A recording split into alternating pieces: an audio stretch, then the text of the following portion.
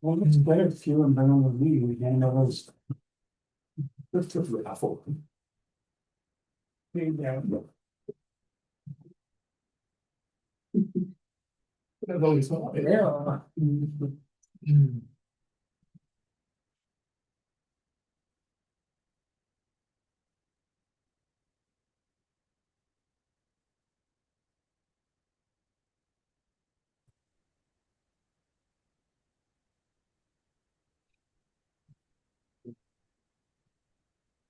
Okay. Good evening, welcome to Corporate Service Committee meeting, February 9th. Hold order, moved by Donna, second by Steve, that the Corporate Service Committee meeting be opened at 7 p.m. All in favor? Carried.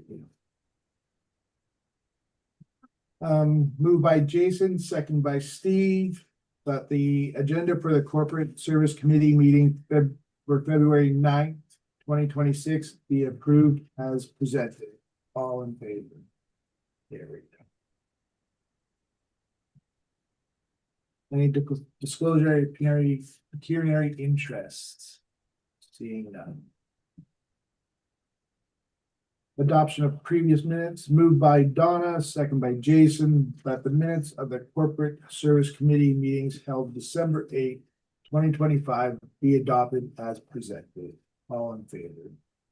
Carried. Presentations and delegations. So we have Jeremy from GTA strategic regarding waste process plant. Right. Do you hear me? Yep, we can hear you just fine. Can you hear me okay? Yep. Excellent. Council, thank you very much for allowing us to have a little bit more of your time tonight. As mentioned, my name is Jeremy Beamer, one of the principals of GTA Strategies. We're here on behalf of our client, H&G Control. Their president, Zulfikar Miraj, is on the line with us as well. And we have a brief presentation that we'd like to go through with you regarding their forthcoming waste management program that we were calling the H&G process. Now, H&G Control is not initially in the waste management business. They're actually manufacturers of electrical control panels. They have been for over 60 years now. Zulfikar himself has over 30 years of experience as an engineer.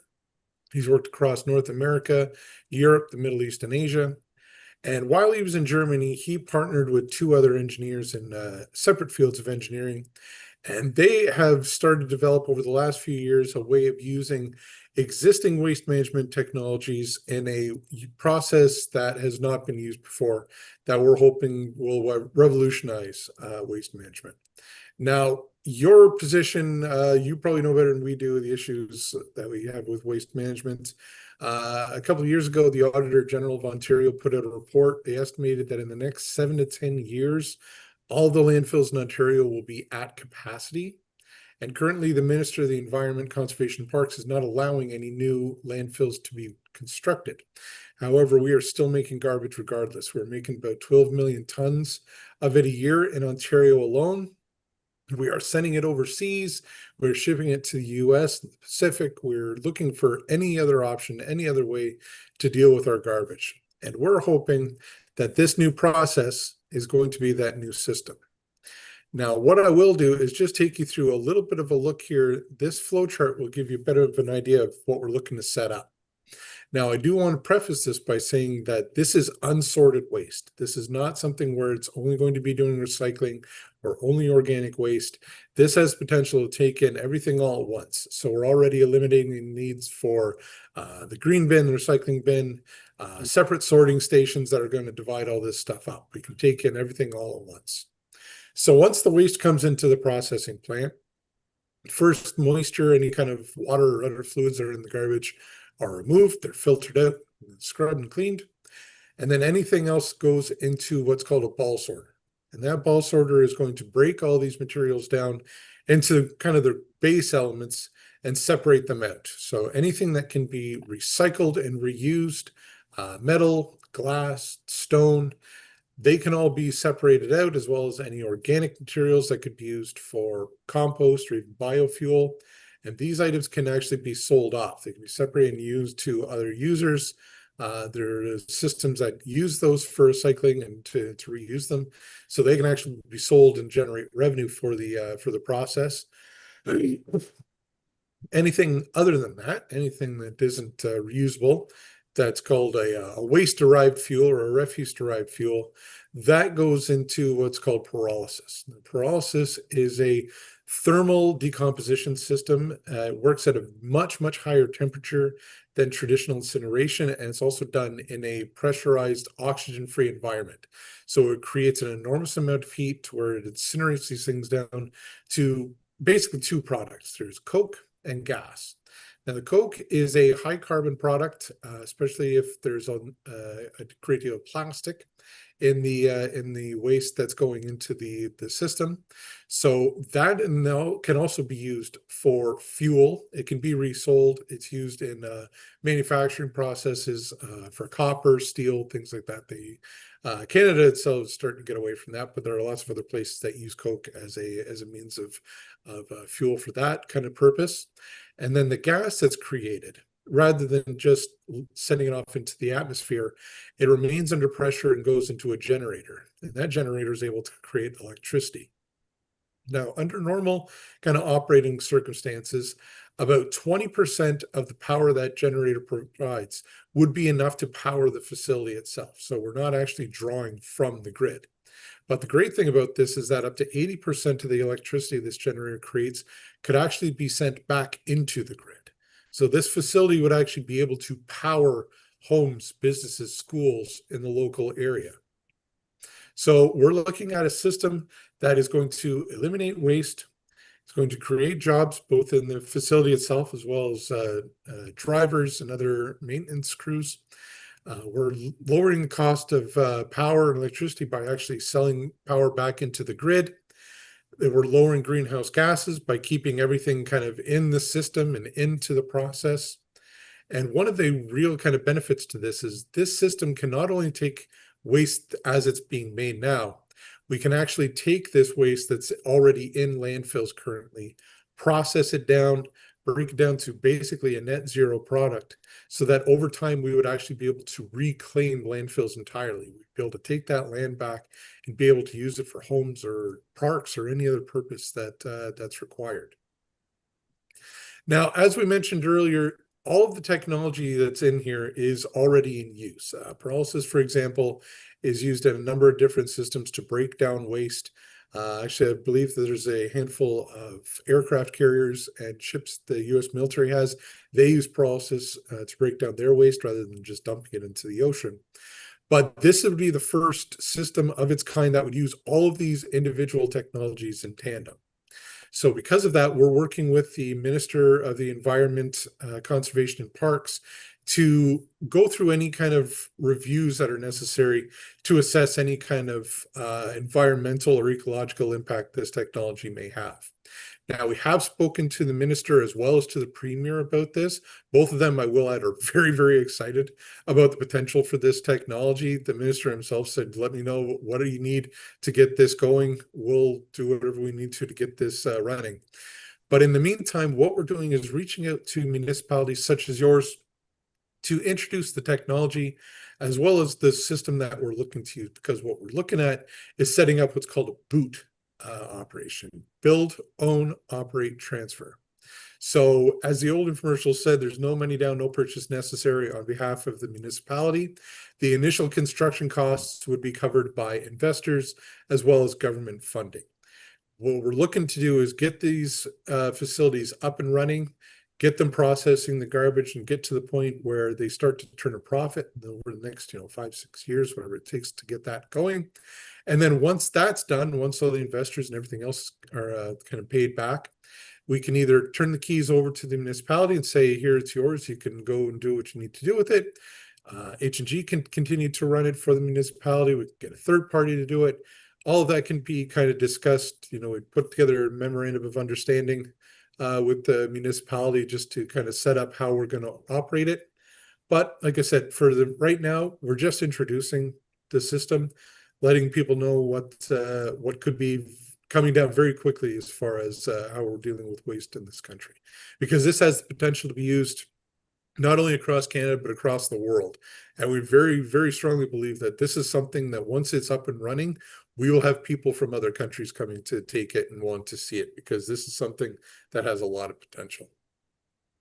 Again, Council, I want to thank you very much for taking the time to meet with us. If you have any questions, we'd love to do our best to try to answer them for you. Thanks. I think, sure sounds great. And all the landfills around here could use it. Do you actually have a plant or a location set up right now? Not yet. No, we've had, I think we've had about 36 meetings so far we've had a handful of town council meetings, as well as meetings with individual mayors, CAOs, directors of economic development. We've got a number of leads where, different municipalities are already starting to show a lot of interest in it. We have spoken to the minister's staff, and we're now in the process of being kind of on the more bureaucratic side. We've already put in the initial applications, and we've had discussions with ministerial staff to find out exactly what kind of information they need from kind of an ecological, from an engineering standpoint, so that they know so we know exactly what this is going to be doing. But as I mentioned, since this is all pre-existing technology and it's just a matter of combining it in a new way for the first time, we don't anticipate there's going to be any kind of real delays with this. They've mostly just informed us, tell us what municipality you're looking to build it in. We'll let you know what kind of assessment needs to be done based on its location, like its kind of geographic locations, as well as any other consultation that needs to be done with, say, First Nations or Indigenous communities in the area, if applicable. And then once the ministry's office kind of rubber stamps it, we're off to the races. We're looking for a site. We start building. How much waste would you need to make this viable? Like, we're a small municipality. How much waste do you need to make this viable for, to even in turn profit and... Exactly. No, that's a good question. Now, with this technology, it can always be sized up depending on the needs of the area. But in order to run kind of at an efficient level, we can only really bring it down so far. We're looking at a baseline of about 10 tons an hour, which can be a lot more than a lot of small municipalities would be able to produce on their own. But what we're also doing is looking at kind of the two-tier municipalities, where there's individual municipalities and then a regional government, where basically we would be able to find one kind of localized location, and all of the 5, 6, 10 municipalities that are part of that region would all be able to send their waste in at the same time, and that would kind of offset that requirement. And how big of an area are you looking for? As at a minimum, we're looking at about 3 to 4 acres. We anticipate for the facility itself, the storage space for any kind of waste while it's being held to be picked up for reuse, any of the recyclable products. We're looking at probably about 4 acres. Again, depending on needs, it could be sized up a little bit as well. And you're going to be like digging up old garbage at a landfill potentially? Eventually, that would be one of the intentions of it. Yes. But in order to do that, obviously we would have to there would have to be surveying. There'd be other checks to be done to make sure that there's nothing in there that can't be disturbed. Because we've been doing the bury it under the ground and let someone else deal with it for a long time now. So it's we don't want to just start sending the shovels in and see what comes out. Once we start getting to that point where we're actually be able to start extracting from existing landfills, we obviously want to make sure that there's nothing in there that can't be disturbed. Go ahead. I don't want to get into the nitty gritty of your business model or your finances by any means, but I'm trying to figure out, how does this make it profit? I'm trying to follow the money. How does this work for you guys if there's nothing that is needed from us? Help me connect those dots. Well, I'll turn that over to Zulfikar, but really all we need is your garbage. That's what we need from you guys. Sorry, I'm not trying to get personal in your business. I'm just no. I understand. If we're not putting garbage into the system, it's not going to run. So, okay. May I take that? Absolutely. All right. Can you go back to the flow chart, Jeremy? Can you share that again?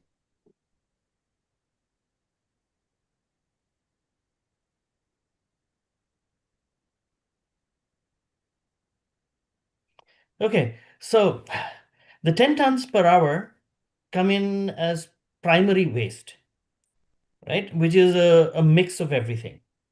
Landfills, I would consider to be secondary waste because a lot of stuff has already been extracted out of it.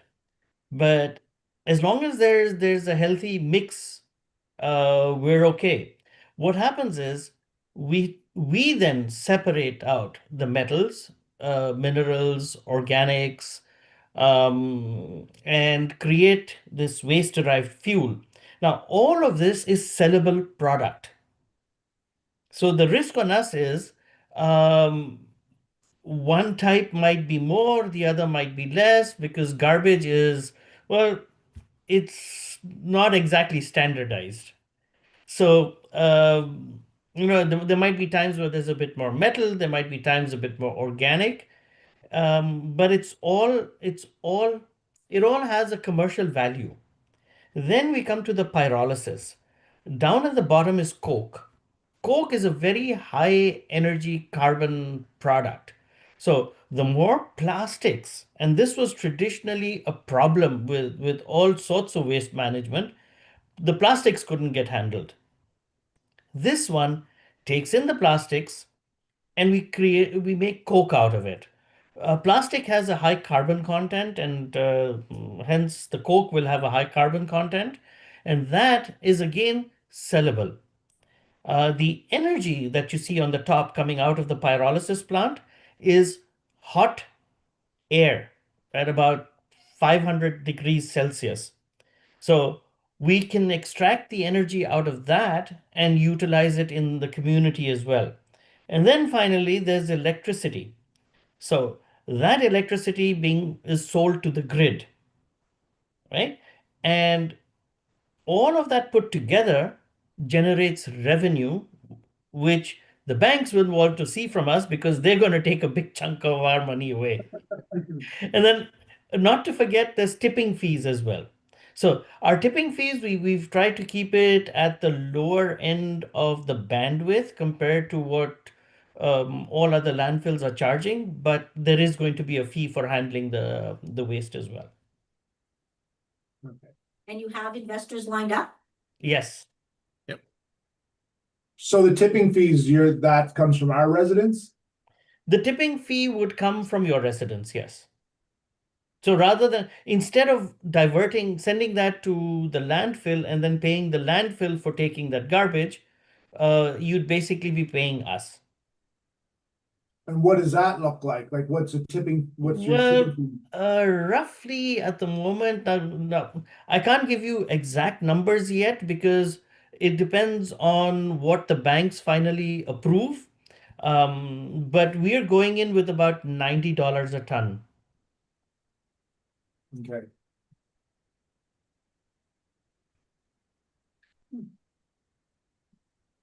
Interesting. For sure. It is. Yeah. So that WPP is a separator. That's what's going to separate everything? That's right. Yeah. Yes. That is what's known as the waste processing plant. So it's just an acronym, right? And that's a big where part of the. that is a big part. That is a big part of the process. Yeah. So $90 at the $90 a ton, you're supplying the equipment to feed this machine and all that other, like you guys are running this whole operation. That's at your right. property. That's right. Electricity costs, how, It feeds itself. oh, so it auto generates. Yeah, so about Yes. 20% of the electricity that we generate, we use, and the other 80% we'd sell off into the grid. It almost sounds too good to be true. Yeah, that's why I asked the business model. I'm like, all right, where am I missing? Well, it? that's why we're not trying to sell it to you. We believe in it. We're going to do it ourselves. Yeah. And once it's all done, so what's known as the concession period is the period of understanding between the municipality and us. Once it's done, once the concession period is over, the investors have their money back, the banks have their money back. That's when we hand over to you a successfully operating project. We'd hand over all the supply chain, all the contacts, or you can say, listen, for a fee of X%, we want your team, because they've been running it for whatever, a couple of decades. We want your team to remain and run the project for us. And then you get all the revenue, and we get a percentage to continue to operate it. And correct me if I'm wrong, 10 ton an hour is what you need, you said? That's right. Based on how So many hours? So like, So- how many ton a week do you need? okay, so yeah, I knew that question was coming. So we have to take it over a year, really, right? So just to get a feel for it, because the plant is not going to be operating continuously. There are going to be downtimes, there's going to be efficiencies and things like that. So it works out to about 75,000 tons per year. If you divide that by 52 weeks, you've got your weekly number. So as long as we and other partnering communities can come up with 75 ton a year. 75,000. Sorry, 75,000. Then. That's right. That's all. That's the only assurance we need from you. So the first few years, you're taking all the revenue. That's how you get paid. That's right. During the concession period, we take all the revenue. Now we can talk about a model which could benefit the municipality as well. So yeah, you're paying a tipping fee, but then maybe something out of the revenue, or a minor share in the operating company or something of the sort, to make sure that you're not only involved, but you're vested in it, and that you're also learning firsthand over the time. So Sorry, did we cover how much it actually costs? well, the rough guesstimate on that at the moment, and I say a rough guesstimate because the actual number can only come out when we know the location and everything that this plant is supposed to do. It's unlike saying I want to buy a machine. This is a lot more. So process design has to be done, and one municipality might say I want more electricity, the other one might say no, I want less electricity. I want more heat because my residents require more steam, or stuff like that. So but a rough number that we're looking at is in the $50 million dollar range. Yeah, I mean, if you can get rid of the landfill, if you can get rid of the garbage from your landfill, it's full. I mean, it's. Well, honestly, that is a huge benefit to the municipality. If you're gonna set it up here, and even so we go through and everything's going well. If for whatever reason, and I'm not suggesting, but if something goes wrong in the future, if what we have done is also extended the life of our landfill because we've gotten rid of and dug out a whack of it, like that to most municipalities is huge, right? That's a win-win. Yeah. Absolutely, But the only thing is that anything that we do in the real world, so I'm going to move away from the sales world and come down to earth in the real world. Right. Anything that you do, when you move away from the ideal, you're making a compromise, right? And Right. now the question is a compromise versus the benefits. So, for example, let's say we have one landfill where which might be older, or it might be managed differently. The mix of material might not be ideal. So if that happens, then our material balance might not be the same. So our revenue stream would get affected. But I think mining old landfills, you'd hit the jackpot because there was no recycling then. That's right. That's right. And the other thing that we've come up with now, I just want to share this, and we don't know whether or not and how we're going to handle it, but we're in a very strange position over here where people are putting old tires into landfills. Now, a tire is a massive amount of energy. It's so much that if I get a small amount of tires mixed into it, my whole pyrolysis will get thrown off. It'll burn a hole into it. It's that high in energy. So we'd have to handle tires through a separate line.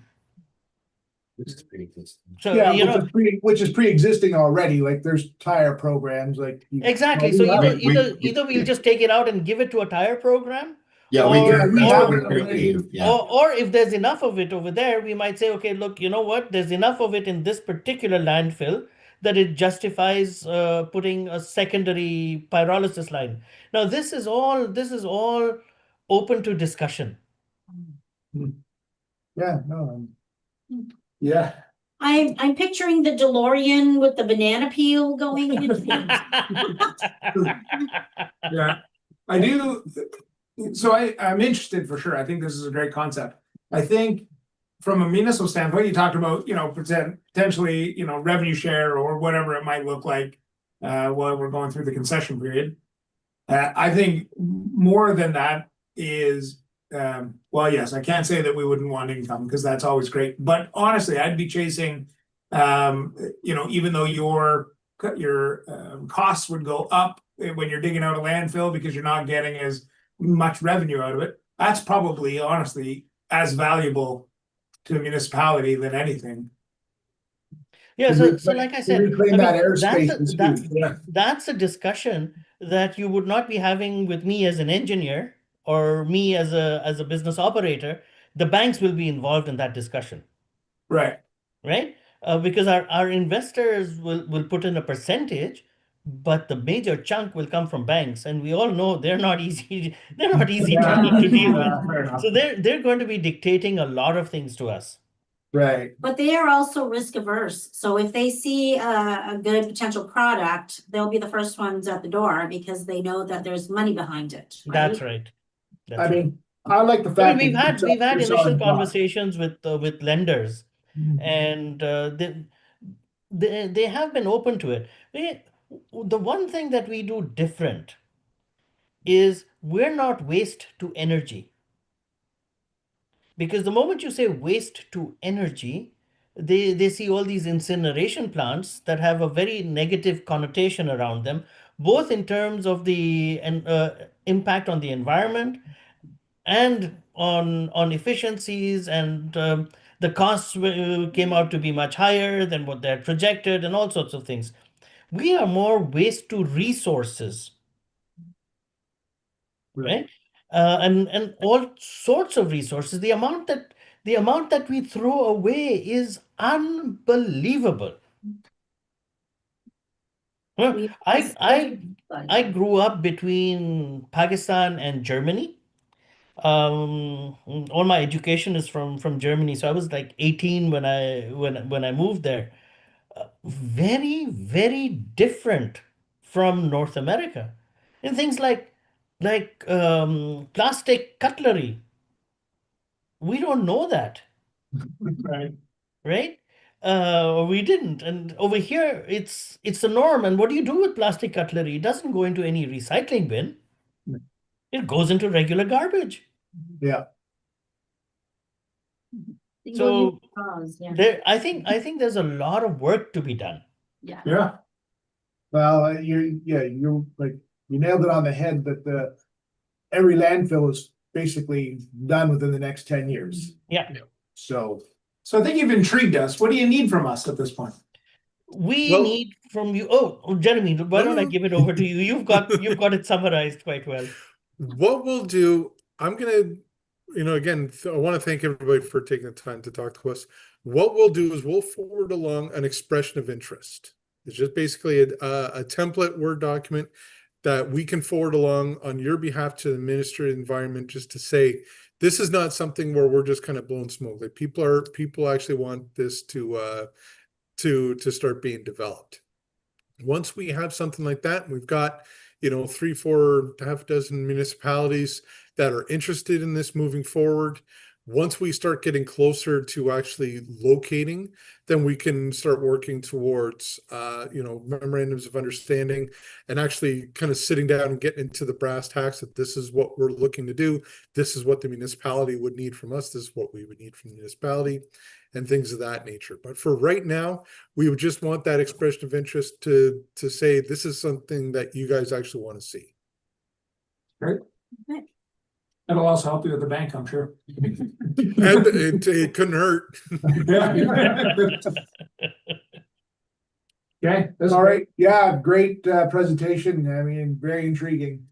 Thank you. Thank Thank you very much. Have a wonderful rest of your week. Please stay warm. I don't know. We're in Toronto. We're in Toronto and it's like -28 with the wind chill. So I don't know what you're sitting at right now. warmer but- than you, that's what matters, yeah. -40. Yeah.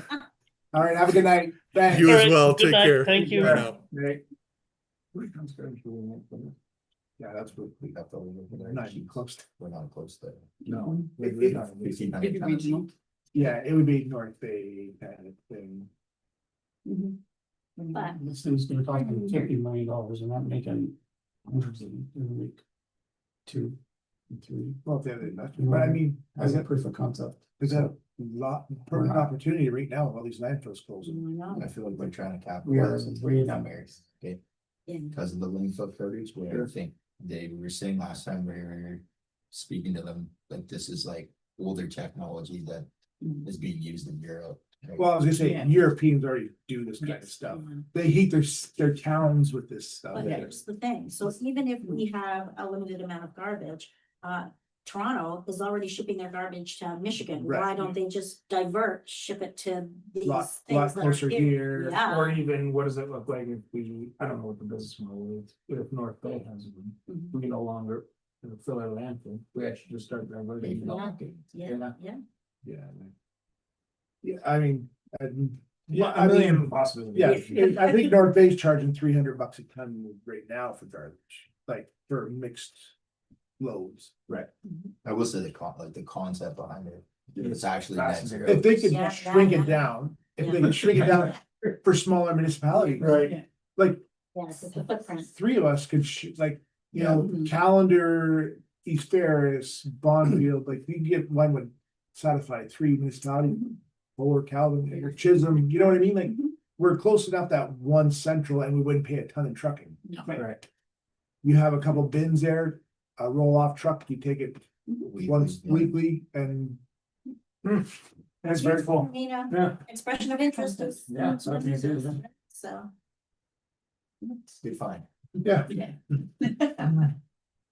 All right, next presentation, Megan Bradley and Tim McBride from Pinchin Limited, 2025 with water quality reports for the landfill site.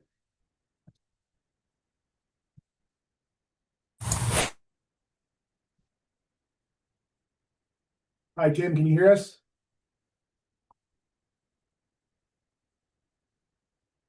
Hey, guys.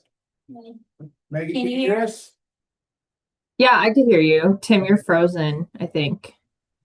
We're sleeping. Yeah. Megan, it's all you. Oh no. What the heck's going on here? Okay, just speaking, but it's not. It's fine. It's fine, it's been enough. We don't talk, we can hear. Yeah, that's, You have no idea why it's not working. Okay. no pressure, it's all on you. Yeah, well, this is awkward now because he was the one that's going to be saying everything. Yeah, he's not there. Okay.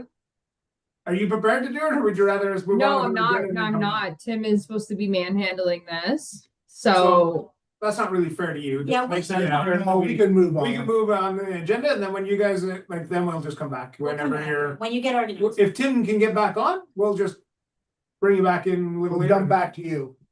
okay. Fair? Okay. Good luck. Moved by Steve, second by Donna. That the corporate service committee receives the 2020, we'll just go on past that one. Yeah. Around the waste disposal. Yes. Yes, waste disposal site inspection. Moved by Jason, second by Donna, that the corporate service committee receives a 2026 waste disposal site inspection as prepared by the MOE for the landfill site.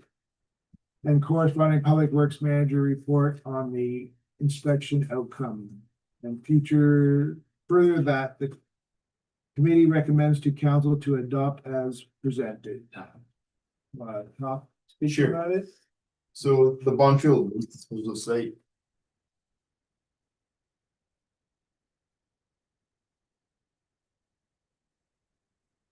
Hey, it's back. Now, Nick, They're on mute, I think. I think we have. can you? Yeah, you can hear us now, Tim? Oh, can you hear us now, Yeah. Tim? Okay, Yes, perfect.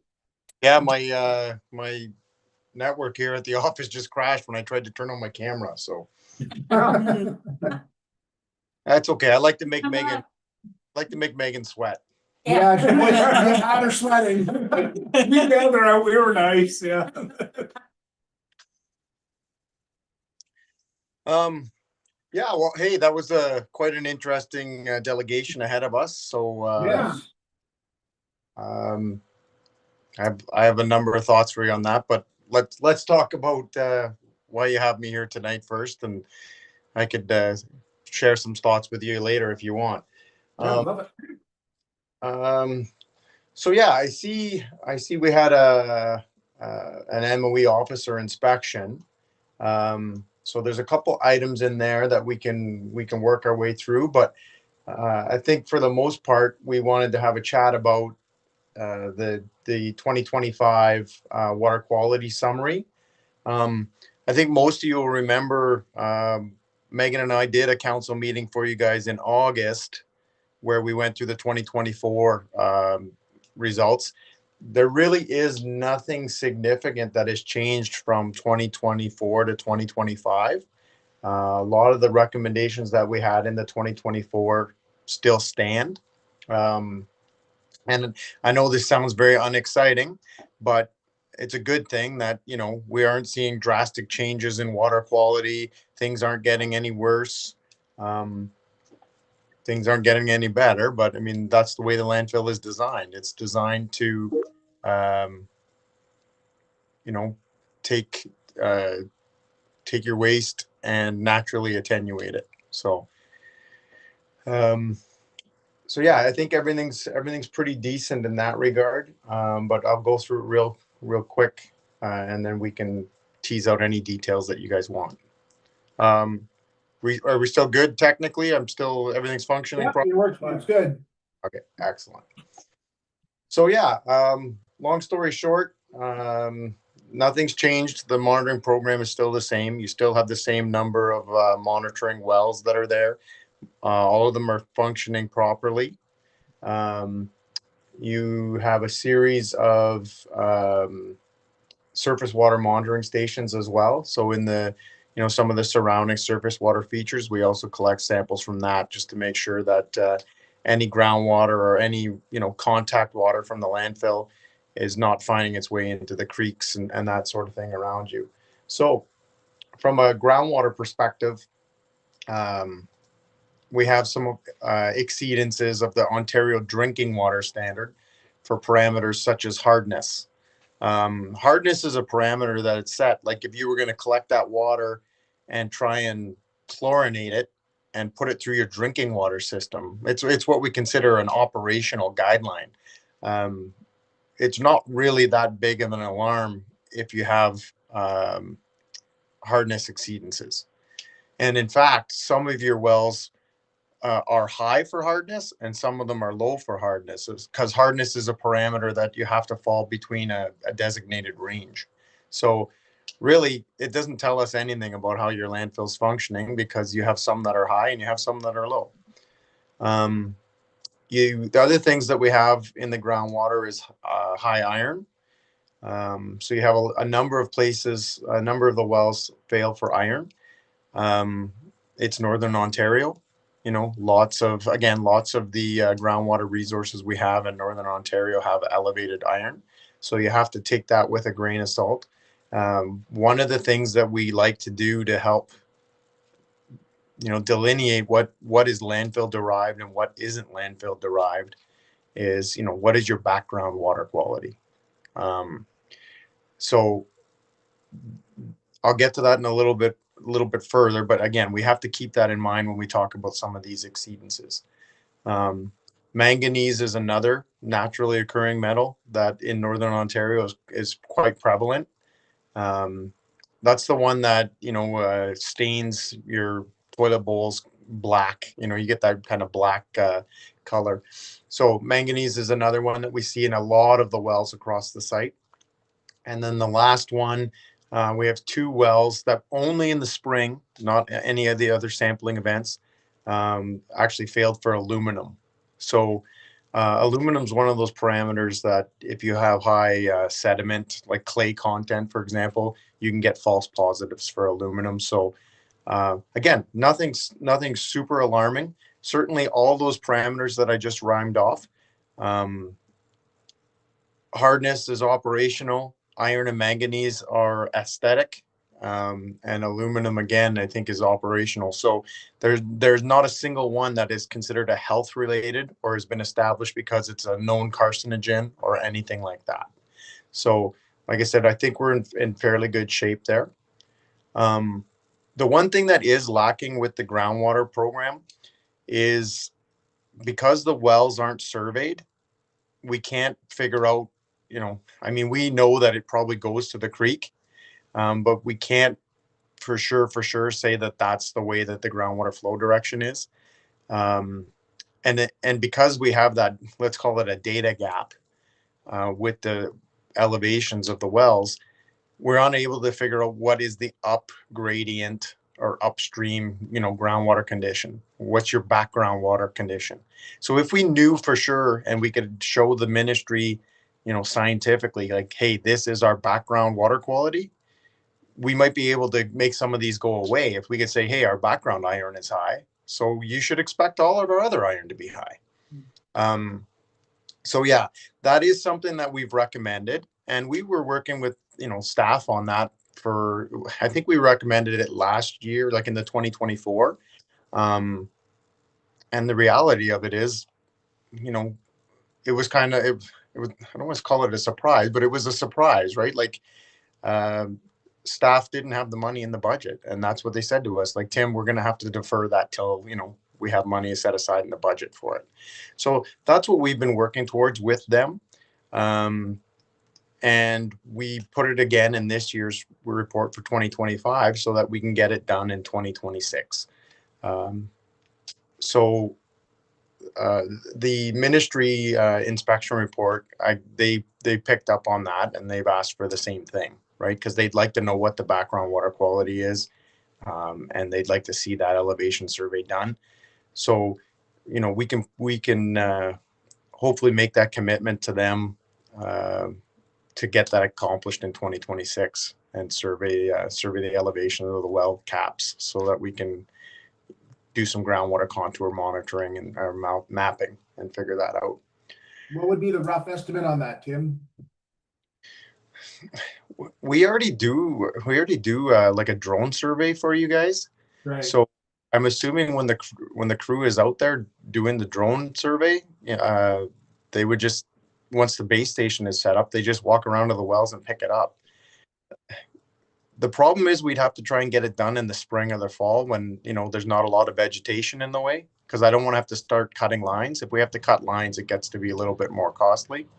But I'm assuming if we just, added it to our regular survey, it's probably another $1,500. And unfortunately, my crew doesn't do that. Like, we don't survey. Right. So yeah, and again, I don't know if the township has surveyors. Like, I don't know if you guys have that capability. I know you guys are smaller, but certainly it doesn't have to be a legal surveyor. If you guys have somebody on your team that can run a station, I'd be willing to work with that data. Yeah, I think it's just best when you do it, the surveying in the spring or the fall, let's just, do it then. Yeah, for sure. And we'd be willing to do that. There's no problem with that. I think the only thing that we and I use the royal we, like you and I have to agree to, is I think the ministry in his comments, his inspection report, he wants a commitment by February 28th that it's going to be done. So I think we just need to say that we're going to do it. We don't have to rush out and do it. We just, like you said, do it when we're out there next time, and or get it picked up. So Okay. and then same thing for the surface water aspects of it. There's a couple of surface water problems. Surface water is a lot more different than groundwater. Obviously, it moves a lot faster. It changes a lot quicker. I find that it has a lot more influence from other sources. Like road salt in the spring running off can really skew results. So for your site this year, you have some pH issues at a couple of stations. You have some aluminum. You have some iron. You have phenolics. There's chromium. There's cobalt. And there's potassium, and there's total phosphorus. So there's a couple of things there that that exceed either the provincial water quality objectives or the Canadian quality guidelines. But it's nothing that's too surprising, and there's nothing there that's really directly correlatable to the landfill operation. So, and then the last piece of your program is the potable water program. We typically do the two residents. One is at 1 Grand Desert Road, and the other one's at 6. This past year, I think we were only able to. Did we get both? No, we only got the one at 6, I think, this year. And similar to our earlier discussion, total hardness was low, and aluminum failed. So both of those are operational guidelines and not considered to be health related at all. So I don't think that there's much to be concerned about there. And it might give us some insight into, a bit of our background concentrations. Like we probably have low hardness and elevated aluminum in our background. So so that was kind of our report, the Coles notes of it. And then Megan and I did take a look at your MECP inspection report. And like I said, there's a couple of items there I just wanted to highlight so that everybody was aware. They do want a commitment. Sorry, I said it was February. March 31st, they would like confirmation to the undersigned officer via email that you are going to do the survey. There was another issue there. I think one of the other comments too was the wells are in really good condition, and this isn't in the inspection report, but he kind of makes a comment of, like, he has a locks ? The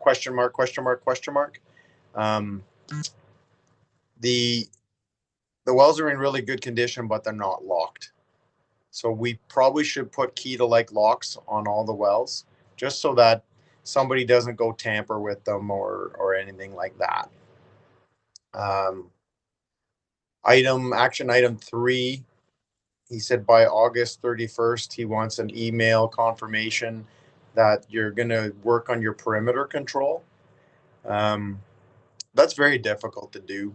Like, you're not going to fence the whole thing. I know that that's what they would love to see, but that's just not reality. Like that is so expensive to do. And so I think maybe you'll just have to look and see what the where some of the ATV traffic is and that sort of thing, and maybe dig a little berm and dig a little trench and build a little berm or something like that to try and deter people from trespassing on your landfill.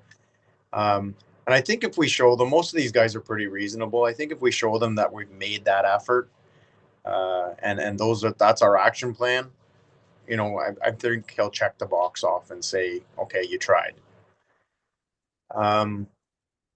Here's the February 28th one.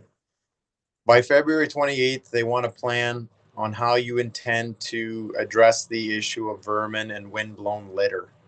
So, and then following that, they would like the plan to be implemented in less than 2 weeks. So what he's expecting to see there is a little bit more regular cover on the landfill. So given that our contract has been primarily just, landfill sampling, water sampling, Megan and I haven't done a thorough review of your operations and like what's going on out there, but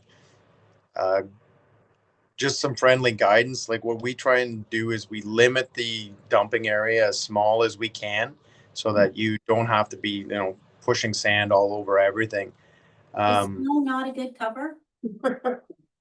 I would agree with you. I thought snow would be a good cover. Unfortunately said. Oh, they And- said, okay. Yeah, and you can use all kinds of things for cover. Like you don't have to use you don't always have to use like clean sand either, right? We have some landfill clients that, they chip a lot of their wood waste. They use the wood chips as a cover, or they just want to make sure it's being held down and not blowing all over the site. So yeah, during the winter, I would think that, we could probably make the argument that in the summer we're going to do sand or some kind of cover, and maybe in the winter we don't have to do it quite as frequently, and we could rely on the fact that it is snow covered.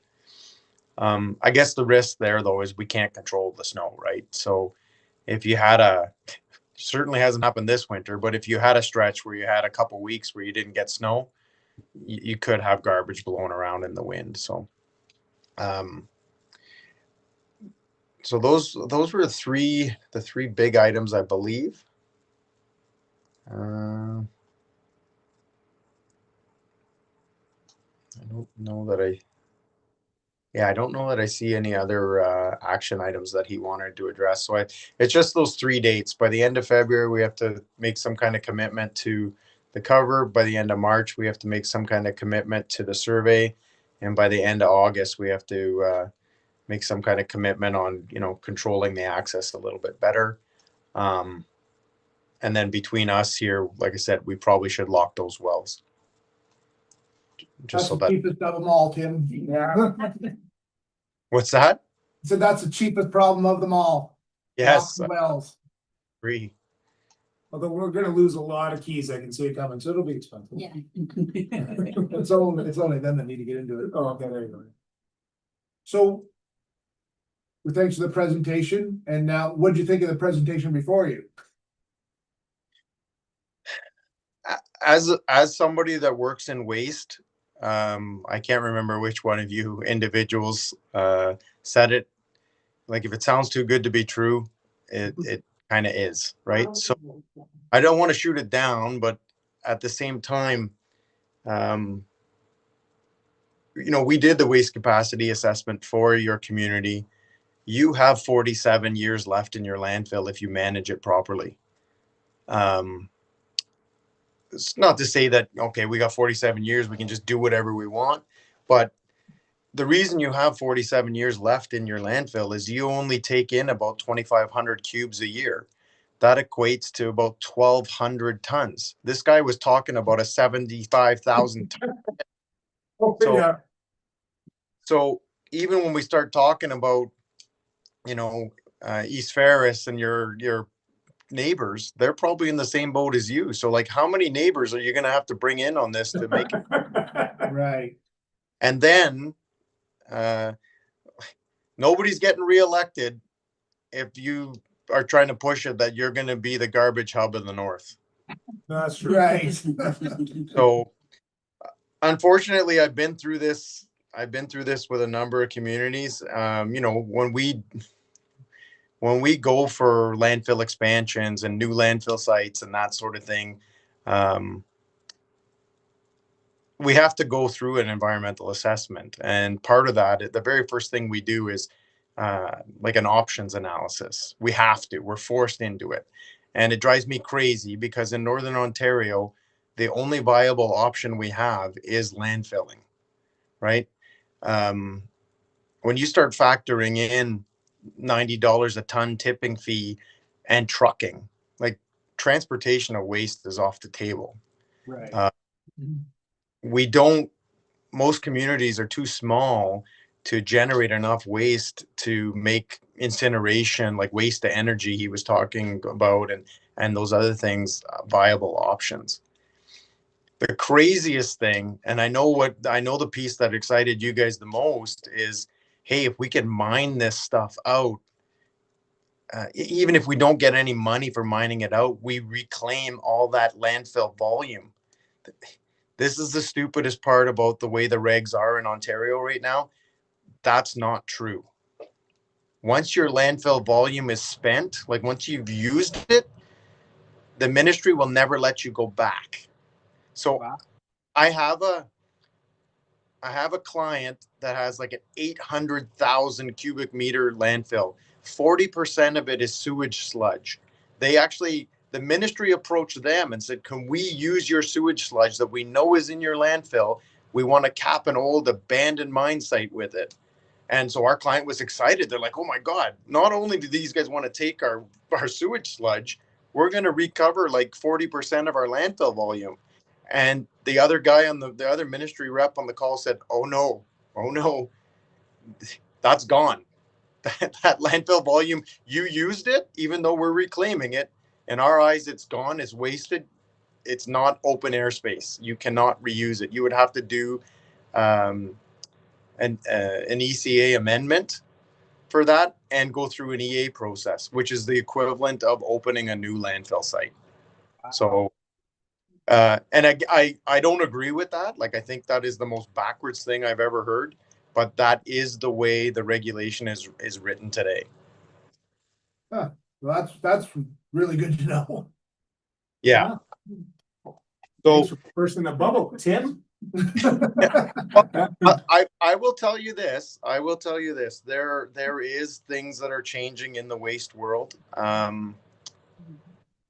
We have a client that has a methane gas capture system. They capture it, they turn a turbine, they sell that energy back to the grid. I know the maintenance contract on that turbine is 80,000 a year, and I'm like, 80,000 a year? Like, what are you guys doing? Like, is this a science fair project? We're just throwing money away just so we can check a box.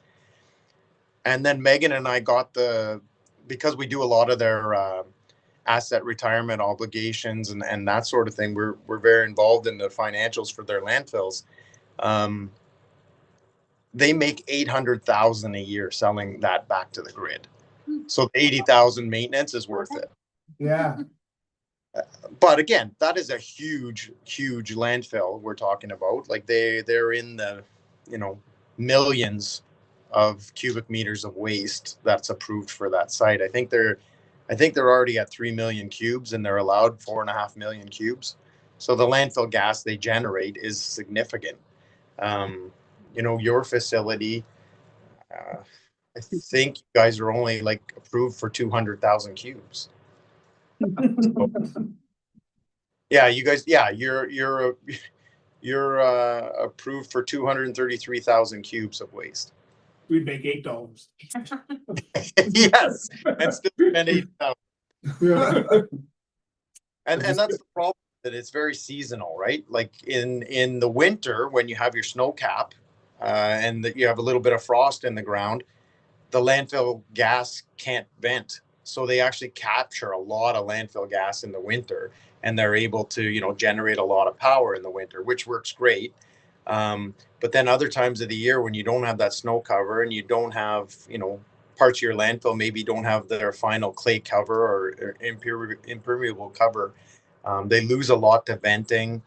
The gas isn't clean, right? There's a lot of impurities in it, so it doesn't burn clean.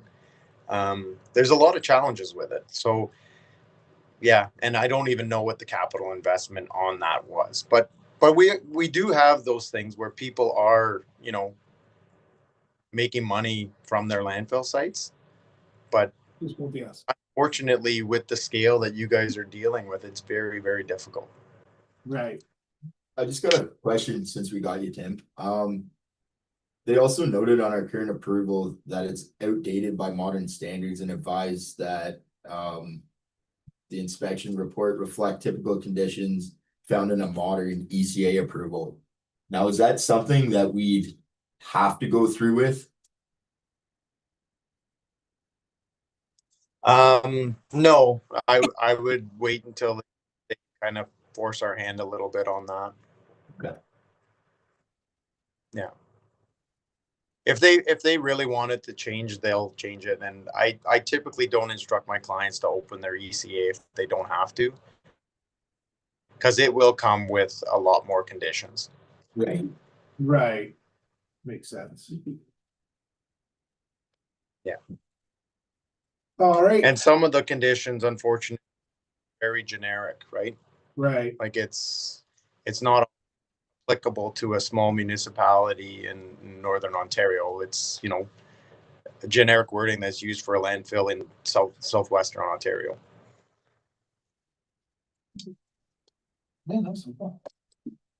All right, you got anything else for us, Tim? I don't think so. I just wanted to thank you guys again for the opportunity to work with you. I know Megan and I enjoy it, and yeah, I mean, we'll see you guys in the spring. I think we have the contract again this year, and The next time Megan's gonna make the presentation. What's that? Yeah. Next time Megan has to make the presentation. Oh my god, that was like I know the landfill so well. It genuinely is one of my favorite landfills to go to. But yeah, I just was not prepared for that. I was just like, oh my god. All right, well, thanks, good report, thanks a lot, Tim, Megan. Thanks, guys. Have a good night. Have a good night. bye everyone. All right, Garbage bill kind of meeting, huh? it is. So moved by Steve, second by Donna, that the Corporate Service Committee receives the 2025 annual water quality report for this landfill site, and further that the committee recommends to council to adopt the report as presented. All in favor? Was that a surprise visit or by the, From the MECP? yeah, Yes. and you did really well. Like, Yeah, I mean, yeah. it's normal stuff that I think we all knew that we were lacking in. Yeah. Like the biggest would be the site fencing that we're Yeah, suggesting. 3. So, was it do you know when feet? it's 4-wheelers are coming Yeah, we know. Let's just put rocks or something there. We were talking about blocking the trail, and I spoke to the officer. And we were kind of saying, you know, for us to spend $200,000 for a fence Okay. doesn't make sense, right? Right. So if we, you know, use our own terms of blocking off the pathways, I think that would suffice for now. You said it was 3,000. Yeah, feet so of- I've measured the site because they said not the whole landfill property, just the active landfill site. And even moving in further, it's about 3,000 feet. Yeah, that's it's- Yeah, I mean, to me, let's just put some rocks where they're coming in and. What's the 4-wheeler in the landfill? Is it- is it- Terrible place for 4-wheeler. It's a gold mine. Ugh.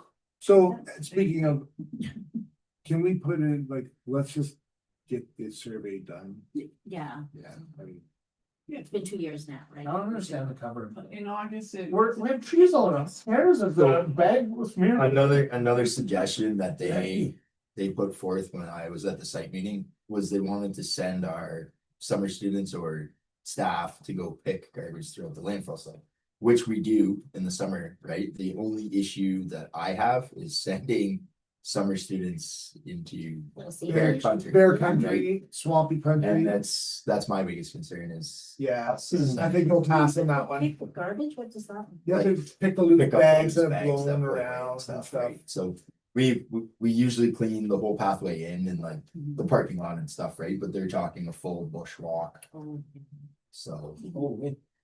Yeah, I think we're just setting ourselves up for something bad to happen. If it was unsightly and it was a ton of stuff, for sure, but. Yeah, he just, when the officer was there, like he just spoke to, you know, the snow wasn't adequate cover for the landfill, even though it's wintertime.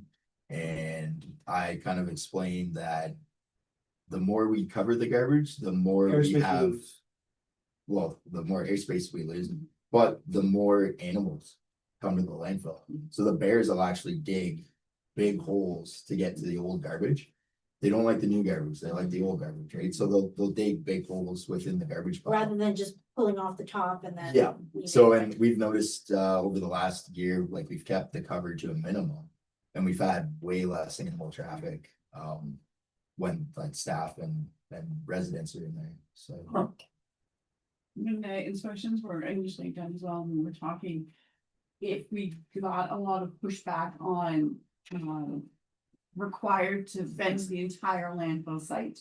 Or required to put the cover on, and there was no flexibility in that. Then we did want to do delegations because that does take a great deal of our resources and our footprint and the volume Right. for the landfill site. But it does seem like we are going to get some cooperation and some flexibility on That's that. amazing, okay. No, it's We good. appreciate them. Yeah, no, I mean, I don't know why, I'm with Tim, I don't know why snow is not adequate. It's just to hold the stuff from blowing around. I mean, snow does it perfectly. Yeah. And it's If not like we don't things have a lot of change, snow, we have a But lot those of two snow. dates, we will need delegation somewhere. Yeah, so I can get back to the MECP officer, let him know we're Yeah. gonna follow through with those things. The three Um, things. just the only other option, I guess, to consider is that if we don't have adequate cover for what their requirements are, there might be a fine associated with it. That's the only thing.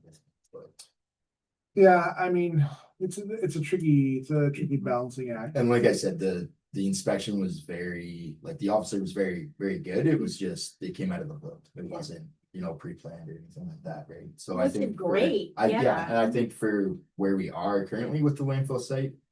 I mean, some of the stuff that we came through was valid approval, the reports are submitted and acceptable, the groundwater program was active. Adequate staffing and on-site supervision during operating hours, proper waste screening and refusal procedures. Complaint tracking and response procedures are in place. Adequate compaction equipment is available and being used. The access roads and the internal roads were deemed in good condition, and there's no evidence of major leachate outbreaks or boundary failures. So Yeah. those are some of our biggest things. Right. Yeah, no, we did. Keep really an eye well. on it before you cover. Then I'll Yes. work, yeah. Yeah, you're right, you trapped. Yeah, down there. that's what I'm saying, yeah. I think the other thing I would like to kind of look into at the landfill is, is on the, looking at, changing the drums out on the, compactor. to Bigger cleats. Bigger cleats, Yeah. those cleats, if we're gonna have it, we might as well utilize it to its full potential, because I don't know, you can trade those, they'll take those drums on trade. Yeah, And then just give you new drums with big paddles that really cut into the garbage. What the sheep's, they're called ram's feet there, they're not super great, and We need they're elephant. really wore out, yeah. Yeah, so something that drives the garbage down really punctures the bags and, and that's, I think, too, our biggest thing, like Pinchin said, right, on our capacity assessment, now that we do have the compactor. Yeah. It'll be really nice to compare Mhm. year to Yes. year to see where we've actually, saved Yeah. that and capacity. we've lost a half a year off our. Which By is- using the compactor, we Yeah. gained a year on the landfill that was ready to close them for, we gained. a year. And I think that's the biggest point to get across is once the landfill site is shut down, right, it's no more, Yeah. right? So, You're not opening another one. no, Mhm. so I think that's why it's so detrimental that on top And of that's, it. and that's why I think we should, let's find out a cost and see if like really utilize that to its full potential. For sure. Man, if you gained 1 out of 4 or 5, spread that over 47 years that we're supposed to. I know. That's a decade. I mean, Yeah. compaction is huge. Yeah. I mean. And I think also we should look into the mattress recycling program. And that was- Mattresses take up so much space and they just don't break down and you can't get that space back. And that was another conversation that came up with our building materials pile. They wanted to know what was gonna happen with that pile. So, I mean, at the next meeting with the MECP, I'm gonna run a couple options by them, whether we can spread it or move it or do whatever, right? So, yeah. Essentially, one of the the things So they the construction recommended, loads. yeah, was, like a tough grinder to get We, rid of we, it. yeah, we which- shred ours and use it for Yeah. for For cover, cover, right? So but I mean, it's I expensive. just know the cost associated. with Okay, this. but that said, we're revenue neutral on it because we charge accordingly. Right, So it's $30,000 bill at the end of the year, but we break even. break even and we're not supposed to really make money anyways. So, I mean, if you get all your big plastics and it just deflates your pile and your airspace by Oh, so. for sure. So, I'm a big believer in the grinding. mhm. And then I know I talked to you earlier, but we should all really like to see it get another recycling bin in there. I mean, I know staff struggles. It's, so my biggest thing right now with an extra bin is the cost associated with the bin.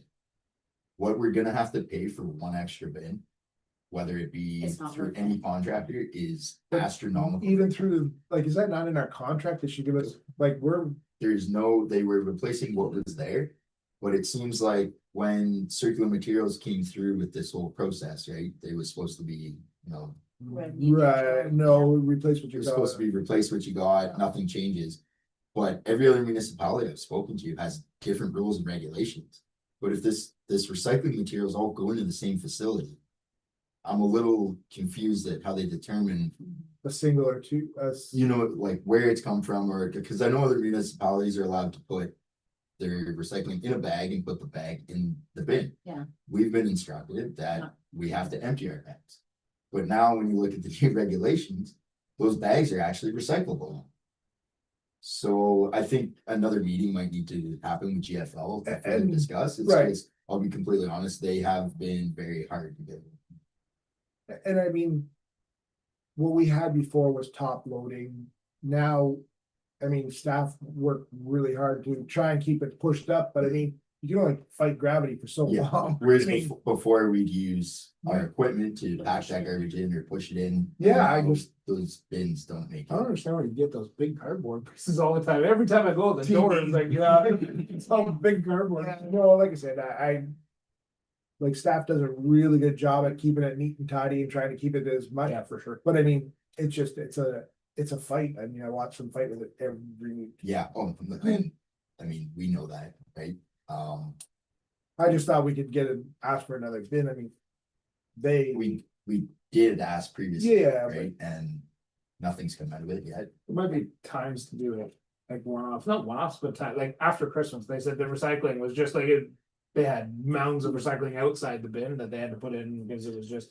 I'm And like, that's- maybe and that's that we Where I can think do. people forget that it is our staff that are the Yeah. ones putting that into the bins. Yeah, Like sorting after- through it, you know what I mean? Like, it's great that the waste is at the landfill site, but we still have to dedicate staff time to put all that stuff. So in. that's where maybe it's best to bring in a bin. for- right GFL, after yeah, that. GFL will not put material. It's unfortunate that it's their material now, because to me, at Christmas time and stuff like that. Cardboard all goes over there and we just burn it, and then Right. we have enough. That we're not overflowing the bins, Right. but we can't do that now. Yeah, technically it's not our property anymore. Right. All right, Okay. that was my ask. Okay, moved by Jason, second by Donna, that the corporate service committee receives the 2026 waste disposal site inspection as prepared by the MOE and the land fire.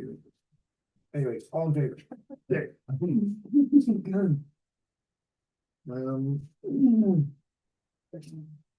Yeah, I think the draft delegation we file, which was next on the agenda, it was actually requested by the mayor to be brought forward, and unfortunately she couldn't attend tonight, so I'm requesting delegate. Defer, To defer it. all in favor for deferring? Okay. I was ready to move on it. The mayor's the one that wanted it. So we'll wait till she's back. It's just gonna go to council and defer back to the committee. Yeah, Right now.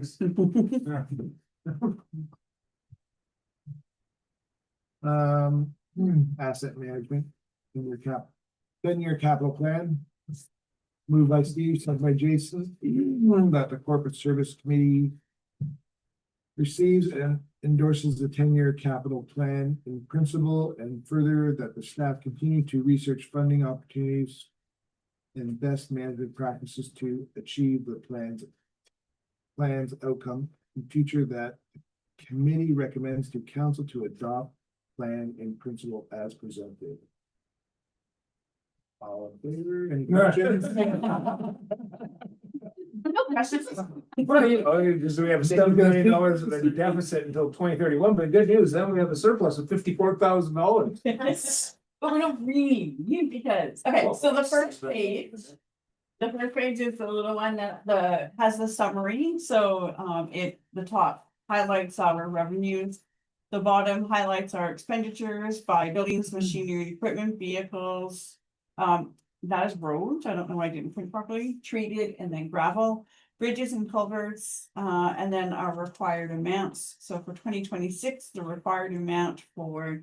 Now, this is based on the studies and the evidence that we have to date, as we were saying when the asset management plan came to council. This is the roads need study. The roads need study puts that there's 2 inches of gravel that's needed on each road, but we know that it's more than 2 inches. So these plans are actually for 4 or 6 inches, depending on where the road is. For what we know.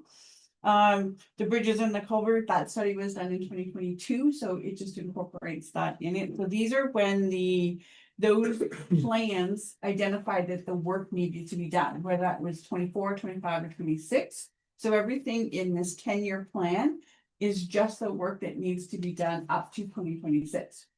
So all the work that they have to 27 to 2037 is not incorporated into this plan. It's just. These are the realities of Bonville. We've been chipping away at all of our roads, doing a really great job. We replaced the Trunk Road Bridge last year already. Yes. Yeah, so that's replaced. So we are making headway on all of the infrastructure, but it is overwhelming at times when you look at what else we have to actually get done. In buildings, we're looking at the wells and the septics. We know the septic just got replaced here. That's the municipal office, so we're good there for a while. Furnaces were replaced within, I think the last 10 years, they went from the oil to the propane. So those are good for a while as well. But we do have to still do that preventative maintenance every year, make sure that they last. Then there's the roof and the floor, so they're factored into what's in there. And that's based on a building conditioning study as well.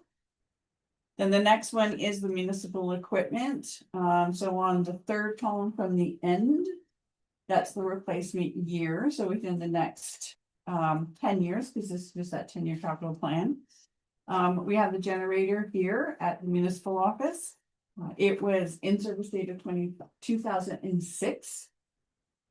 So plan to replace again in 2036. And then we also have the fire department has the SCBA's that we've already been saving.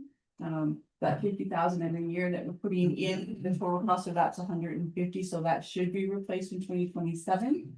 Unless we get the fire grant in 2026 again, we'd like to apply that, and then we'll have enough between the reserve and the fire protection grant to be able to do that in 26. We would put the vehicles someplace else, right? Yeah, vehicles are in the next, yeah. And then we just got the new trailer for them as well. So we have time on that as well. And then I think the brusher had a life and the sweeper had a life of 8 years according to our tangible capital assets. So when we buy certain equipment, we can have the tangible capital asset strategy list how long you expect that useful life to be based on what it is. So it says 8 years, but we may be able to make it last longer than 8 years. But we shall plan to have that. Then the next one is the municipal fleet. So again, the third column from the end is pretty much our replacement year. So we do have, this is where the fire trucks are. And we have a 2018 GMC that's gonna have to be replaced in 2032.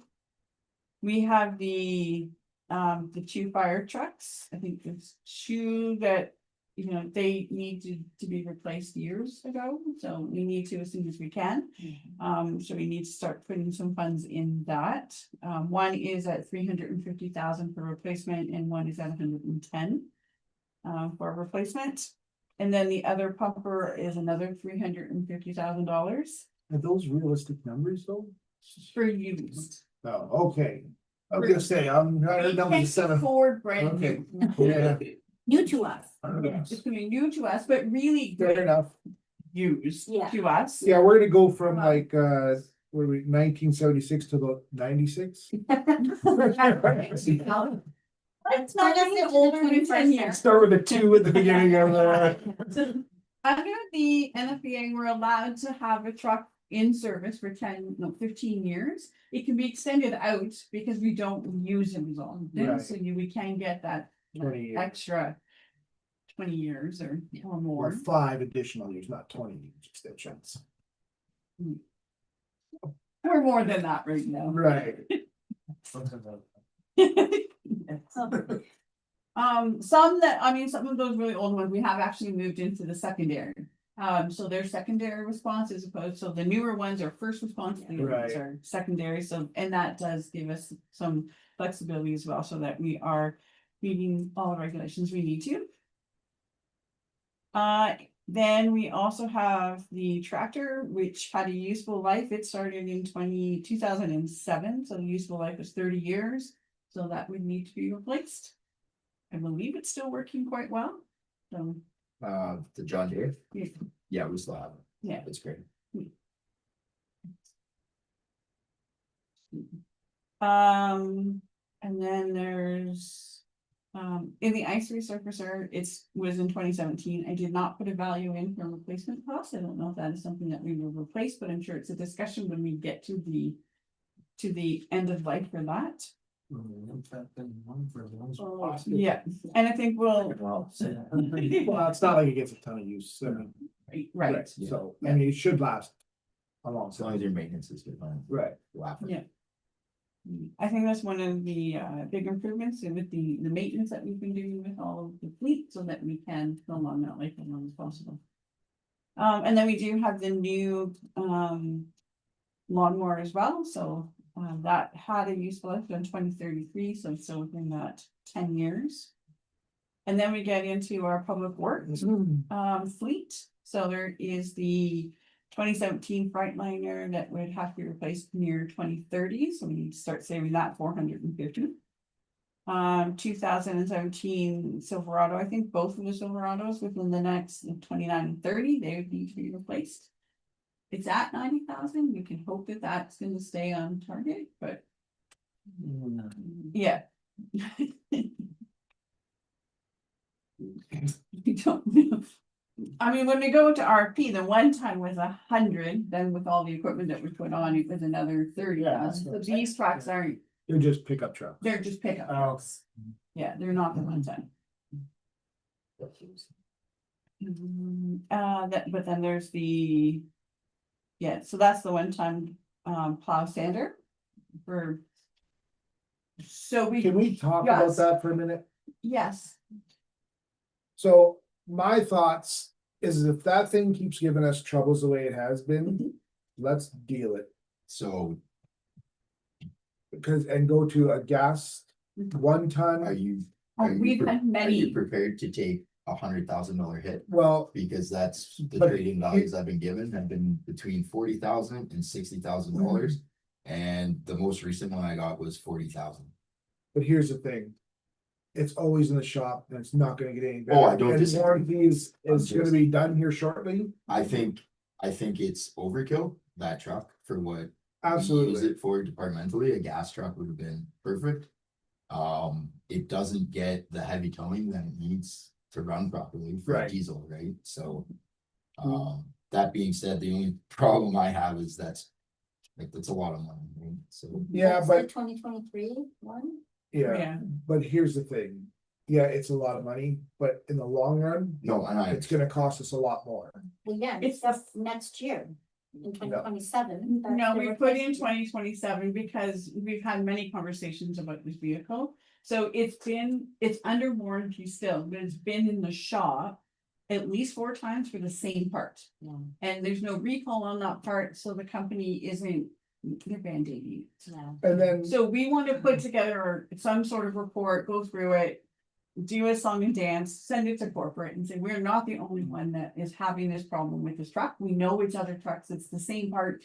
Let's just, they need to do a recall. So Like put a all little these- pressure on there. right, But once it's out of warranty, it becomes our problem. Right, we've and it's an already had expensive 4. And the issue Four of isn't them. just one problem with that truck that's reoccurring. We've had 3 problems with the same vehicle reoccurring over and over that it's in for it warranty. just doesn't get driven hard enough to work properly with all the after treatment stuff and the emissions. So we're constantly gonna be.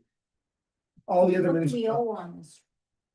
I don't believe we owe. No, it. it's paid for. for. Oh, this was the. Remember that was, long run? that was money in. Yeah, okay, so if we trade it in and. Okay, but go with let's something get, smaller. let's Get go, away from the. get away trade. from the trade-in idea. Yeah. Let's just sell it private. Oh, okay, so if we do that, We're gonna get a lot more money. yeah, which is fine, but, and downgrade. you said, No, right? no, Watch no, this meeting. not a, not a downgrade. Same, same. No, we're gonna go, to me, you go, all the other municipalities are going this way, a 1-ton gas motor With a box insert. with rather a than box, dump box insert, and then your sander slides inside that in the Ah, winter time. okay. I mean, that truck was just not outfitted properly. Okay. Let's just put it that way. But Yeah. I mean, I just literally think this truck is gonna cost, in the future, it's gonna cost, So for one of those repairs at shop price, you're about anywhere from 2,300 to 4,000 and change. Yeah. And yeah, it's happened 4 times, yeah. and that's only the small repairs. So it's the cost benefit analysis that we're doing here. So it's not a 2026, that's been, this is the. It's in here for 2027. Yeah. Yeah. yeah, no, I mean.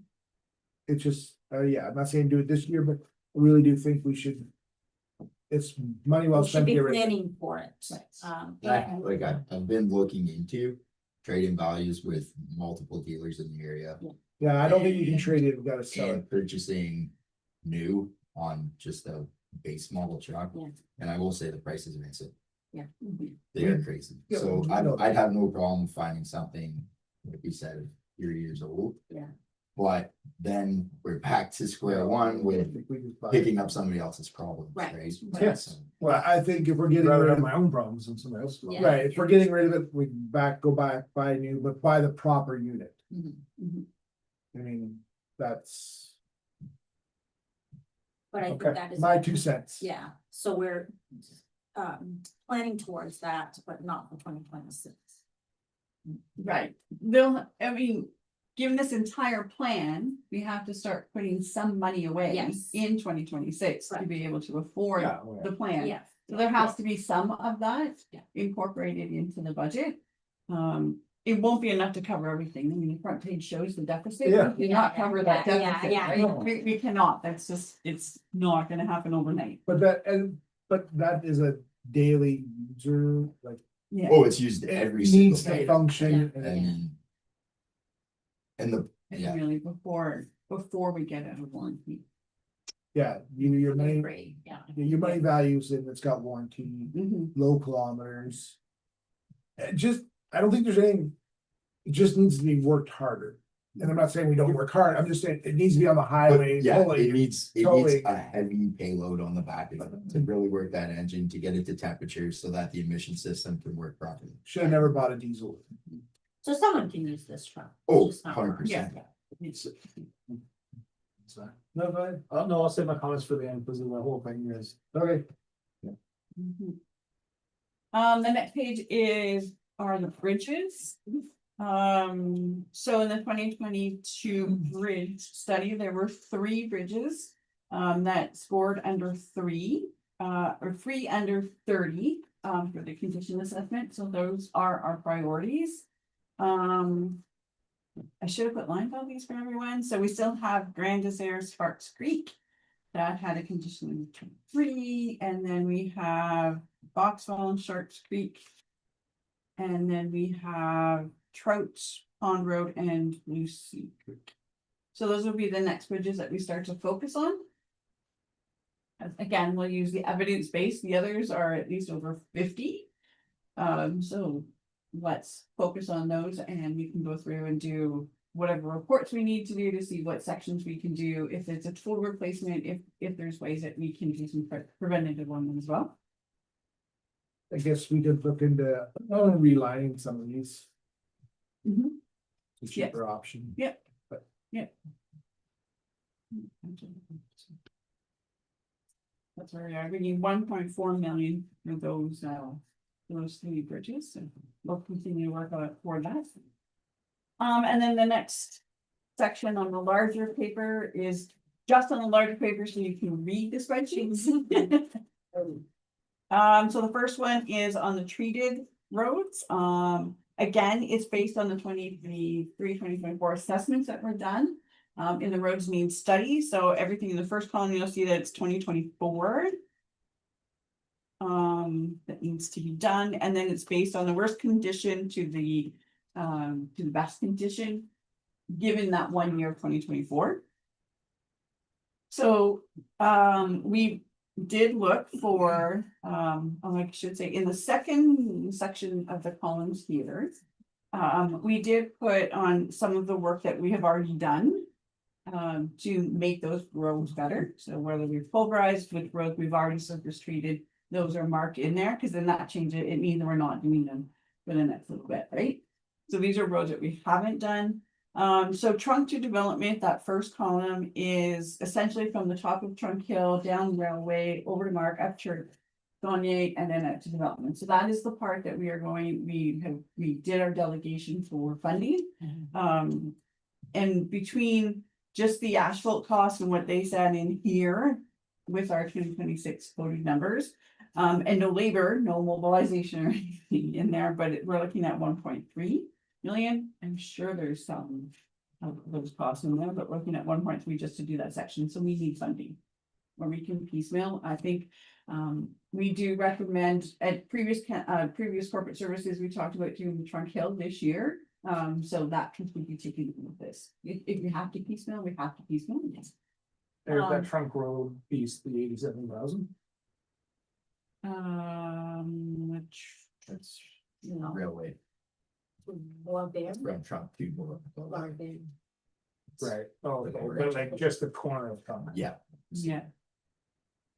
Yeah, they have that listed in here as at like 16. That's not the dig up, that's the surface treatment. That's not the rehabilitation. Right.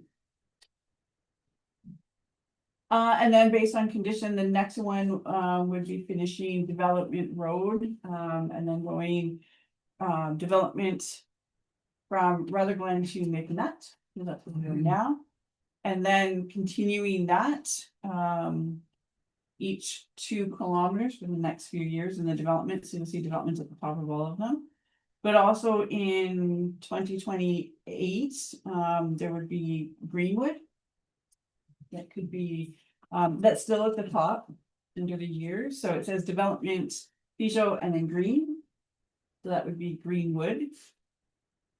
Then the next one is Talon Crescent.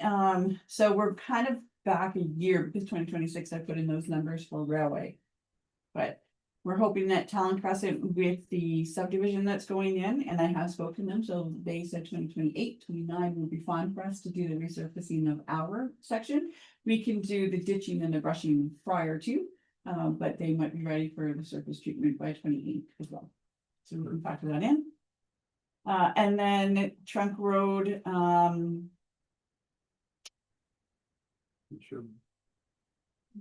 no, so we'll be done on the development side, so then we can start working on Trunk Road. Yeah. So there's that section, I think we talked about that Park Street. To McNutt is probably the worst condition of the road, so that's after we're done development. And hopefully we can get Greenwood in while we're doing development and we can start on that Trunk Road from the Rutherglen end. And then once we're done Trunk, then we would start to work on Sunnyside. And again, Sunnyside would be that piecemeal, the same as development every year, you know, a little bit on development, every year, a little bit on Trunk, and then every year, a little bit on Sunnyside. So there's costs in there. The first one is just the asphalt. The second one is the aggregate that we need underneath that surface treatment or the asphalt.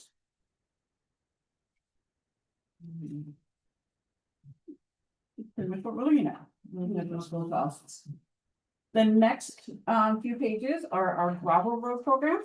And again, it's based on the 2024 roads need study based on condition worst to the best. Still again, only for what they said was the immediate need. And I believe this one does go up to 2026. So we do have them in there on that last page.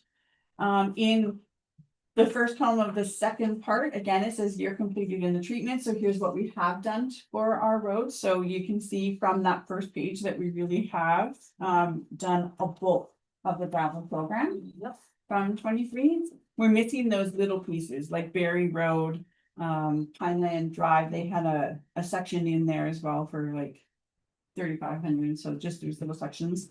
And then Grand Desert in there as well. So that's How many years do you have it figured out to do to hit all the roads? Gravel? All the gravels. Like how many years cycle would that be? Honestly, I think when I broke it down, it was like 5 to 7. At first, when we were running budget numbers, but because we've knocked so much off the list over this past year and a bit, I think that's come down. I was just, So, yeah. Yeah, I have by 2036, we're gonna be going back to Maple. And we have done some work on Maple. So. Yeah, I mean, we increased the budget, the gravel budget, a little bit every year, just gonna give them the gravel, do it faster. Mhm. Hopefully double the cost of gravel. Yeah. Yeah. Anyway, I was just curious, that's all. Yeah. So 2026, we are looking at doing, we're going to be, doing the surface treatment from Rutherford to McNutt. So then we're looking at doing farmers lines in the gravel program and then also fixing that corner. I think that's over to get to get. front of that inside part. It just needs fixed. It takes a lot of water. The road's really slanted down, and like we spoke about before, right? That's where our burden removal program, I think, really comes in. Because with these burdens holding waters, right, then Make the roads. it compromises the integrity of the roadway. So And then we want to do, because we're still gonna be working on development in Trump, so then we'll do the roads in between, McNutt, Bijou, Trout Pond. Just to get them done, then we'll go over to Grand Desert, and then the town area, the smaller ones, we did some of them this year, so we can top that up. The 2030, 2031 is the LaFont. 2032, we're back to off of Pine Lake Road. So we did Pine Lake Road, but we haven't done the side roads off of Pine Lake, so we need to do those roads, including the Shield Point. We did do some work on Shield Point. Again, there's that column of, we put 6 inches or 2 inches or 4 inches already. So those sections of the road can probably last until we can get into the full program. And then back to South Shore, we only put 2 inches on it when we did it in 23, and then back to Maple. So we should be going back to those roads within our 10-year period. Getting all that done. That is the plan. That's a lot of work. That was a lot of work. Yes. So I agree. Hats off, tons of work. It's nice to have this picture, and a 10-year picture at that is daunting, but like, it's just disheartening, because at the end of the day, we go out to 2030, which is just like next term of council. Yes, Like, it's the end of this year, next term of council. You need $6.5 million is our deficit. Like, we have to find that much more money just to try and keep up, which is not realistic for anybody. Like, that's just not a thing. Yeah. So, and then you're like, okay, well, so now we're gonna hope for grants, but grant will come and it'll be like, oh, we got $800,000 or $1.2 million or something like that, but it's still like.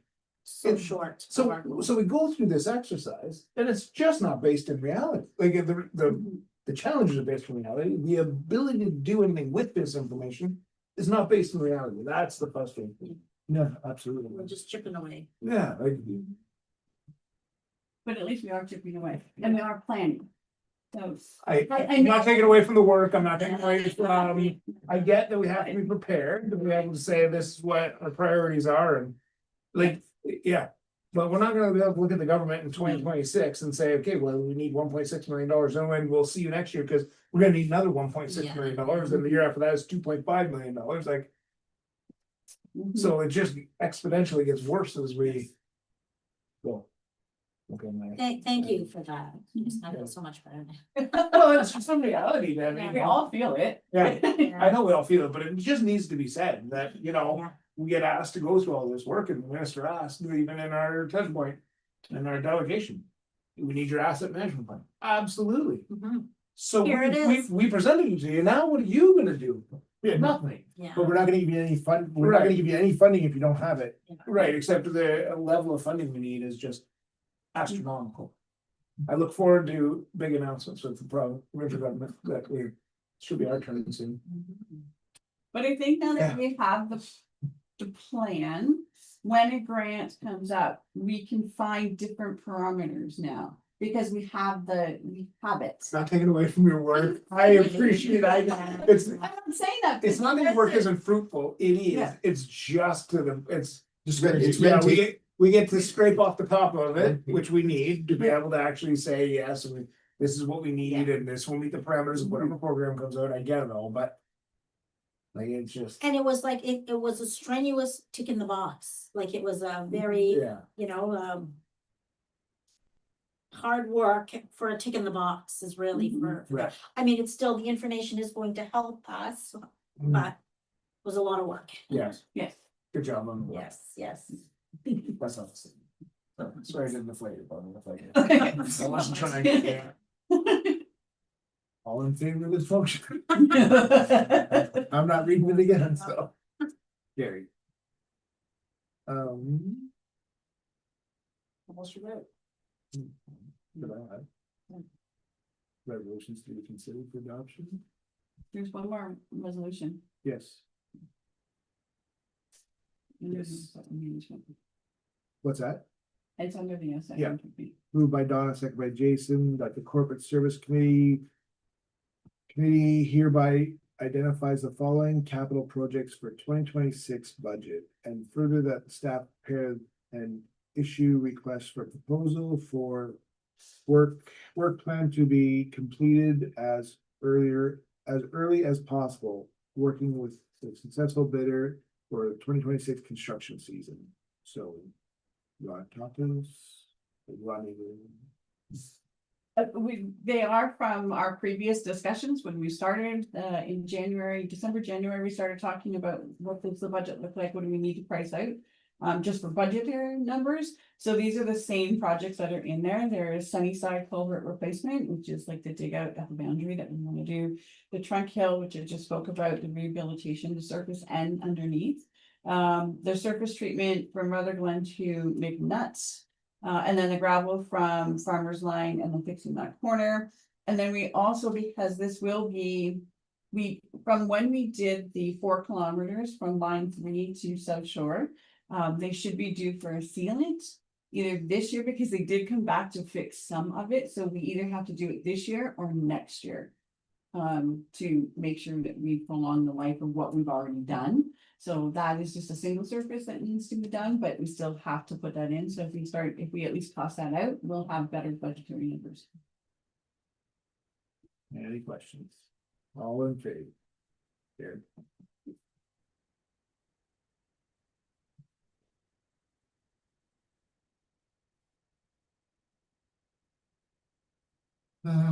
So that's it, adjournment. Moved by Steve, second by Jason, that the Corporate Service Committee meeting be adjourned at 8:43. All in favor? Carried. Okay.